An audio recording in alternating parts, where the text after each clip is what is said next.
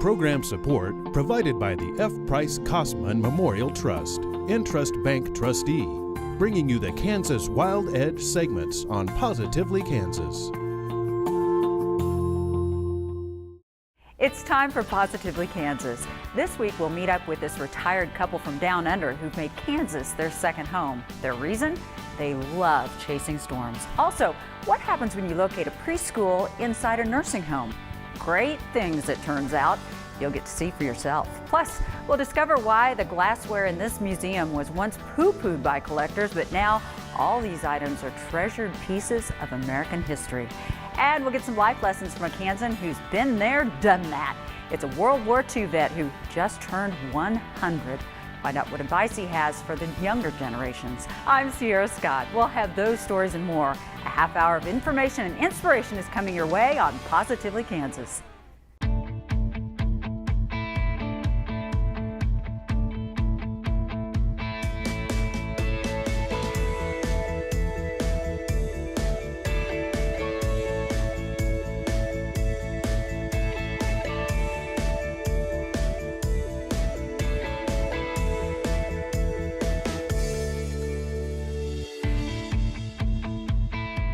Kansas is well known around the world for its dramatic and dangerous weather. Each spring, the tension mounts as treacherous storms bear down. This annual threat of severe weather is now making our state a destination for people fascinated by the wrath of Mother Nature. Jim Grayway has the story of a husband and wife from Australia who bought a home in Kansas just so they can chase storms all spring. The spectacle, the danger, Look how quick that dust is going up. the drama. Yeah, report a tornado on the ground. Large. This is the epic reality of Kansas weather. And right in the middle of it all, you'll find Clive and Jane Herbert. The storms here, the dynamics work so quickly. They may be from down under, but their fascination lies up above Tornado Alley. Once you've chased storms in America, you have to come back and do it again and again. Holy sh**. Check that out. Their addiction to the awe and mayhem drove the Herberts to buy a house in central Kansas. They move here each spring and wait for Mother Nature to flip her lid. There's no place on the planet where you get storms like you get here. Look at the vortices on the ground. We just go where the weather takes us. So we come over here in mid-February most years. We go to one of the conferences, Chase the Con, and that starts our season. And then we chase the snow and we chase the frost for a couple of months, and then the storms start. Check that out. One memorable adventure that sticks out is this one in western Kansas, the year 2013. There were thousands of tumbleweeds suddenly came out of the southwest and covered us up completely. The video is fantastic. It's the weirdest thing we ever saw in a supercell thunderstorm was the attack of the killer tumbleweeds. From their home in Hillsboro, Clive and Jane continually scour the forecast. And if there's a chance of an outbreak anywhere in the middle U.S., they pack up and hit the road. What we have here is our Davis weather instrument. That's a vantage view. That's one of the most robust weather stations you can get. That's been through hailstorms and tornadoes. Our stuff is already loaded in the vehicle, our camera gear. Jane takes care of all the technical aspect. Jane's a wizard at technical stuff. And in the front here, we've got our setup for the computer. I know the sun's shining on it. And Jane sets all that up with the different software so we get live radar. Their technology is the latest, but their fascination with storms is as old as they are. We were just born like that. We get called weather people. We are just, I don't know why, we're all born with something of interest. Even you were born with something that interests you all your life. I met up with a friend about 10 years ago that I'd gone to school with in elementary school. And her first question to me was, do you still do what you used to do in 4th grade? And I said, what was that? And she said, if there was a storm around, you had your nose on the window. You couldn't hear anyone. You couldn't even hear the teacher. Do you still do that? Yeah, I do. This twister chasing twosome were solo acts until 20 years ago. Then weather brought them together. I got a phone call one day from someone who rang me up and said, I hear you like storms. That was him. Yeah. He'd been given my number by someone else. They started chasing weather together and then got married. When Clive retired from his career as a train engineer, the two set their sights on Kansas. And America was the place to go. Even 30, 40 years ago, I wanted to come to the plains. It was impossible then. They say central Kansas is the perfect home base for storm chasing. Why Kansas, not Oklahoma or Texas? You can get anywhere fast from here. We spend some time out on the roads, maybe a month to 6 weeks every year. The rest of the time we go back to the house and wait for the next storm. From the ground to the sky, it is go time for Jane and Clive whenever severe weather threatens. But they insist they always keep a safe distance from the danger. For Positively Kansas, I'm Jim Grayway.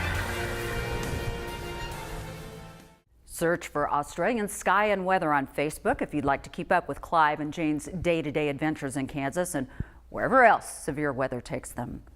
Next, we go to Winfield for an age-to-age classroom experience. This intergenerational environment creates an exciting space where children learn alongside grandmas and grandpas. As Anna Spencer shows us, there are 80, 90, and even 100 years of life lessons to be shared.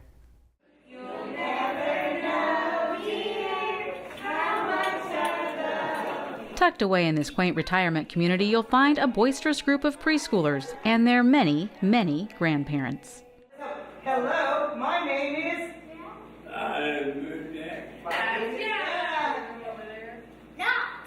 Hello, my name is Knox. Welcome to Cumbernauld, home of the Little Vikes, the only public preschool housed in a retirement community in all of Kansas. 5 days a week, residents and staff share this space with a classroom of 4-year-olds, and the benefits are mutual. With 8 different contact points between kiddos and grandparents daily, both generations stay busy. Miss Mary leads these little coaches and their grandparents in song and exercise. In the classroom, you'll find Miss Julie and her super patient corgi, Sam. Grandparents interact with the preschoolers during center time. These activities and more create a special intergenerational bond within the group. Just ask Grandma Nancy. And the little ones, you get acquainted with them. Some of them, they get out in the mornings and they're happy as larks, and you can always tell when they're a little tired, but they're still smiling and ready to go. And it's just been fun to watch them develop and watch them become good friends and watch them get attached to us. They've gotten very attached to us, and that's nice. It's fun to watch them grow. This is the first year of the Cumbernauld Little Vikes Partnership, an idea introduced just a few years ago by now retired Superintendent Dr. J.K. Campbell. The concept received positive support, and soon a classroom was constructed in the heart of this retirement community. Today, 140 residents and 16 preschoolers share the space, growing and learning alongside one another. But the connections that they're getting every day are really, really valuable. And we know that kids can't learn unless they feel safe and loved, and that is something that they feel every single moment that they're here. Teacher Tabitha Rossbroy says the learning goes beyond the classroom, with grandmas and grandpas offering one-of-a-kind show-and-tell opportunities. Collections of seashells, pictures from when they got married. Let's see, we've seen a collection of some Native American dolls from someone, harmonicas, people playing instruments for us. There's so much value in what different age groups of people have to offer, and that's something that young people miss out on a lot, but here our kids are getting all of it. Similar programs across the nation have proven time and time again the benefits that occur when generations interact, citing that our most important relationships are intergenerational, with the young learning from the old and vice versa, each bringing something special to the table, physically, mentally, and emotionally. Decreased levels of depression in the residents, higher level of involvement in the activities and the things we do like exercise and bingo, more and more people coming to those things so that they can be around the children. And our kids in turn are probably going to go to kindergarten and wonder where all the grandparents are. That's not something that they're going to get everywhere, but this is a really special partnership, and I am so glad for the social capital that we're building in our community. Rossbroy says these positive interactions will benefit the community, both young and old, for generations to come. In Winfield, I'm Anna Spencer for Positively Kansas. Hey, everybody self-pat on that. Good job. If you'd like to see something like this in your community, Winfield school officials say they'd be happy to share their experiences. Just give them a call. You don't have to be a little one in order to learn from our older friends and neighbors. We all have something to gain by visiting with Kansans who've been around the block more than a time or two. Here are some insights from a Wichitan who just hit triple digits and has seen life from all angles. I tried to join the Navy when I was 17 and my parents wouldn't let me in.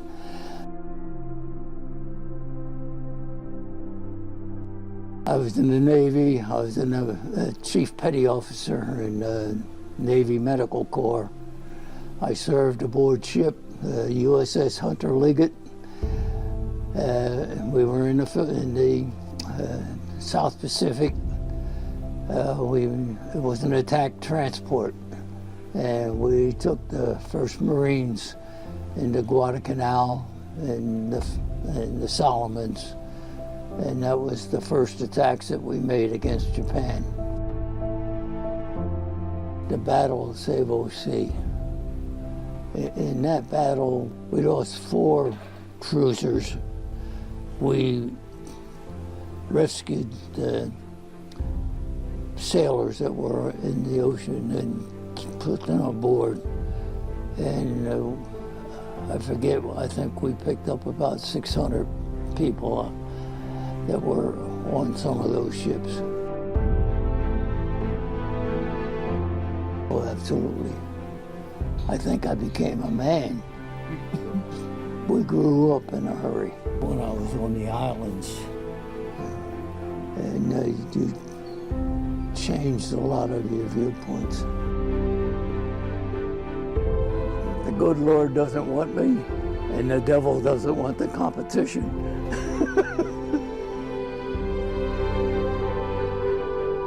Today you carry a telephone in your pocket. When I was a youngster, we had telephones in a box on the corner. You got to stop thinking of yourself and think of others. It seems to be that it's a me too, me first. And I think that it's far better if you say somebody else is first. And see what you can do to be of service. You benefit yourself more by being of service to somebody else than having them be of service to you. That's been my philosophy. I served that flag for a number of years.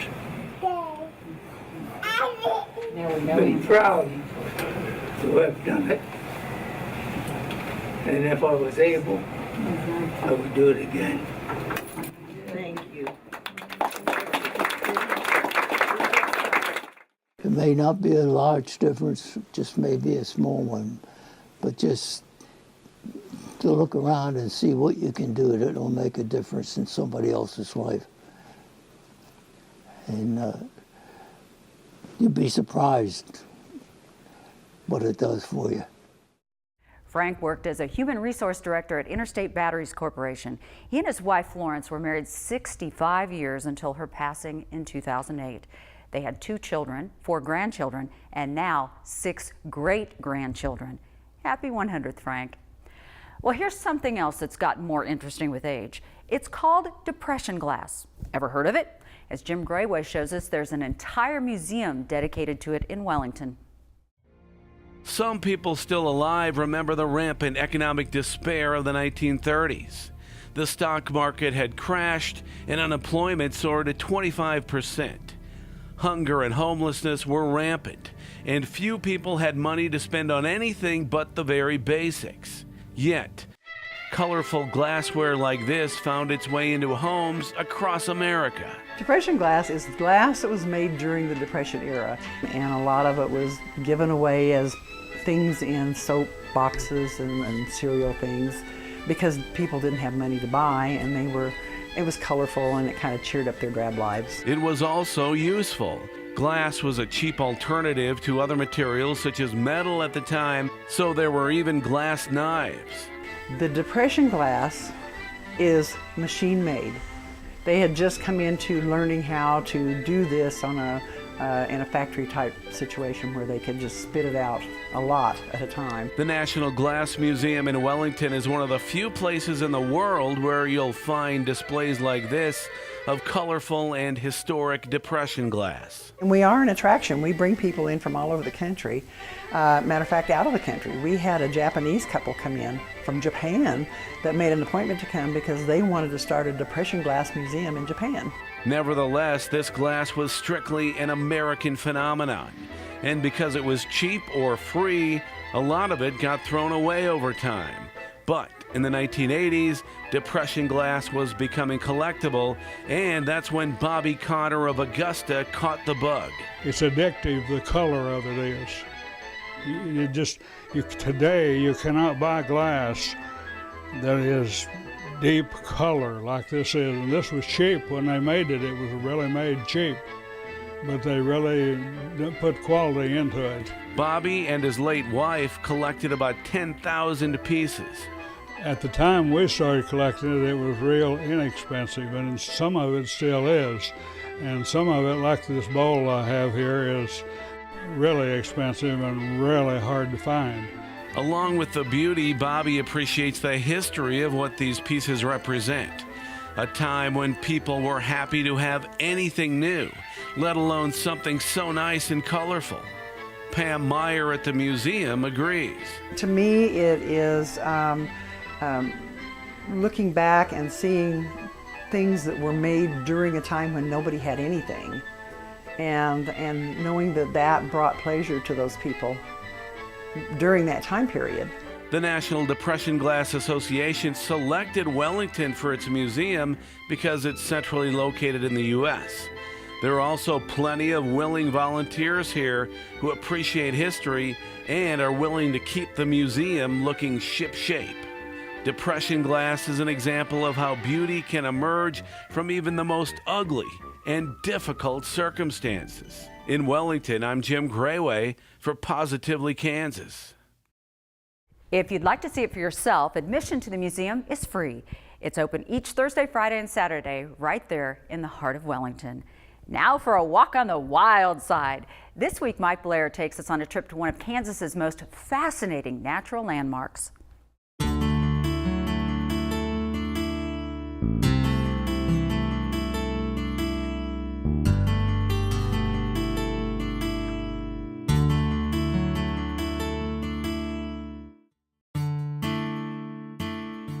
Way out there in western Kansas, where the ridge lines run forever and the land seems sometimes ready to just give up and turn to desert, you might think there's nothing to see.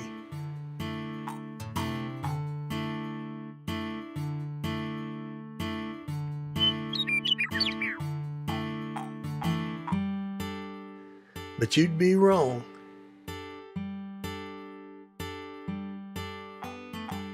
Hardy life is waiting there in shallow draws and chalky badlands.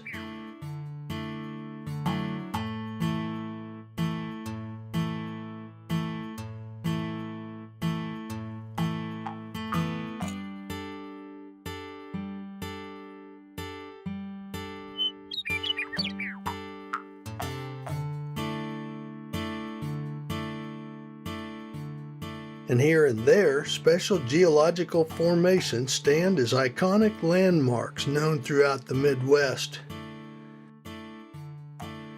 One of these is Castle Rock.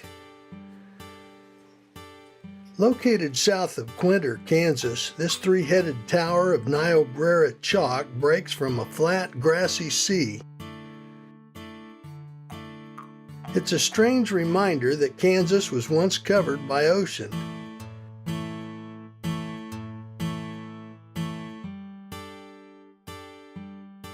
Castle Rock and the beautiful chalk outcroppings known as hoodoos that stretch away to its south tell a story of prehistoric dimensions.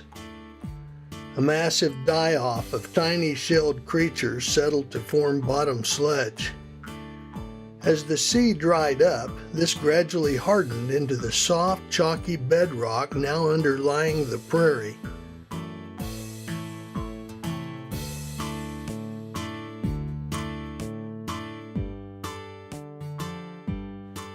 Eons of river action have cut and sculpted the chalk in various places, decorating the landscape with strange physical wonders.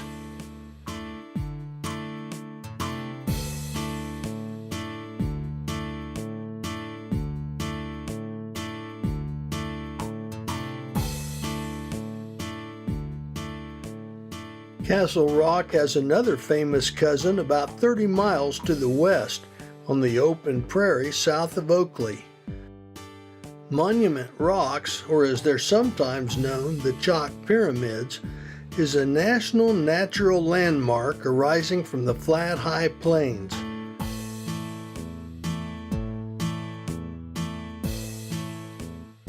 Made of the same stuff as Castle Rock, this geologic array includes several sets of arches and towers that jut from level ground. They are about 70 feet tall. Monument Rock's impressive features are further marked by the famous hole in the wall, a natural frame for the vast prairie surrounding the formation.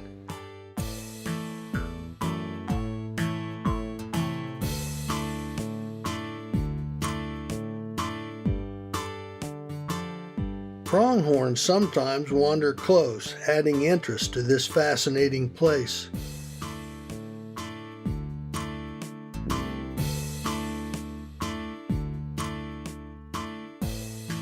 Both locations are unspoiled by fences and power lines, offering looks that are basically unchanged from 100 years ago.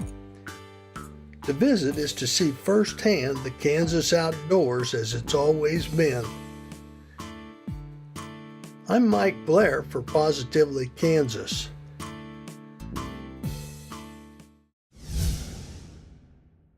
I am here with an author who, if you close your eyes and listen to the voice, I'm sure you'll recognize it, for at least 13 years, public radio here. Well, more than that in your entire career, but here for 13 years at least. So this author is from Hutchinson, and I'm so excited to have you on the show because I just think this is so neat that you have published so many books.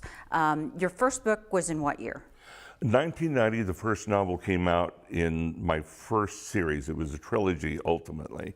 It was a finalist for the Compton Crook Award and made Locust Magazine's best list in 1991. Congratulations. Well, thank you. That's really cool. And you know, a minor couple of awards in a bigger universe, but it was a very successful launch and led to 2 other books. And then in 1996, I wrote One Foot in the Grave, which was the start of when I wrote it, I was thinking one book, but it ultimately turned into 5. Wow. My latest ones came out in April 2nd of this year. Wow. And just launched. And so it's been an interesting cycle. It began in Kansas, and I wrapped things up on the,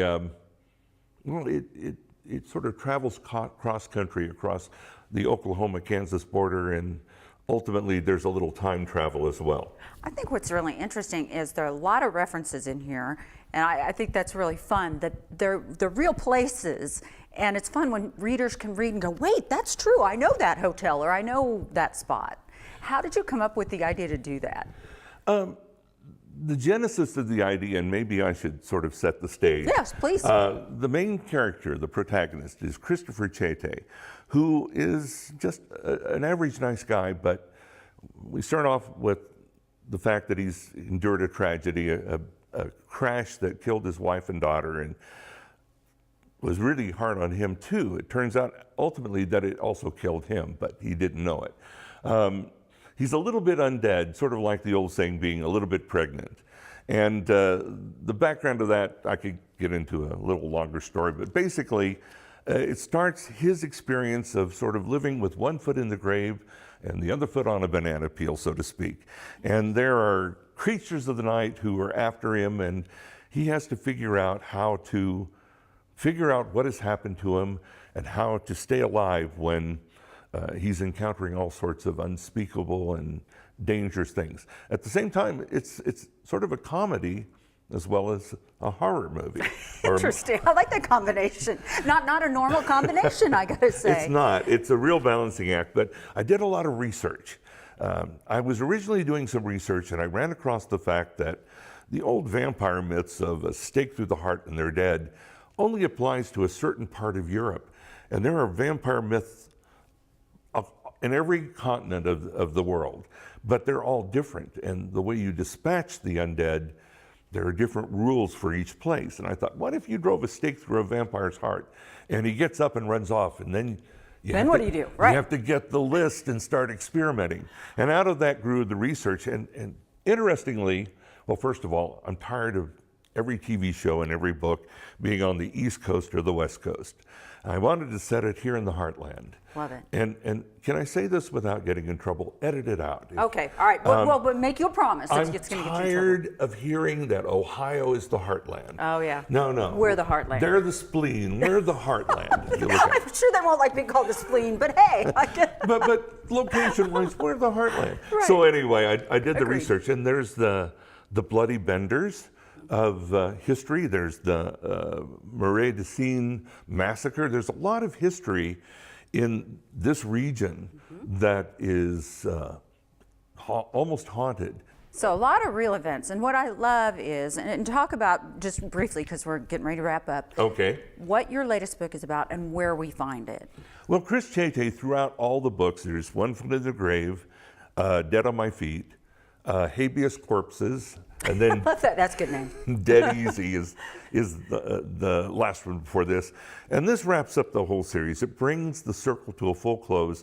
It's called A Witch in Time, or something Wiccan, This Way Comes. Love it. And awesome. in it wraps the story up that has kind of been the background through all of the books. It brings it to, I think, a nice close for the readers. And in it, Chris ends up having to cross multiple parallel timelines. Pandora's Box. This is my kind of book. Pandora's Seriously, Box is about to be opened and unleash unspeakable horrors across the multiverse. And he has to find a way to, first of all, find it and then stop it. That's the simple version. Gotcha. Well, you don't want to give too much away. So Right. Again, where do we find this book if we want to? Should be in most bookstores. Of course, you can order it online now. This is the hardcover edition. I don't think the mass market paperback will be out till next year. But you can also get ebook versions of all of my books. You can go on Amazon or barnesandnoble.com. But I think if you look for just my name, William Mark Simmons, you can find it Wonderful. all over the place online. Thank you so much for your time. I appreciate it. How interesting. Well, thank you for having me. Absolutely. Well, that's a wrap for this week. We hope you enjoyed the show. Give us a holler if you have any interesting story ideas. We're always looking. Pick up the phone and call executive producer Jim Grayway at KPTS Studios, or drop us an email. positivelykansas@kpts.org is the address. We love hearing from you. For the entire crew, I'm Sierra Scott. Thanks for watching. See you next time.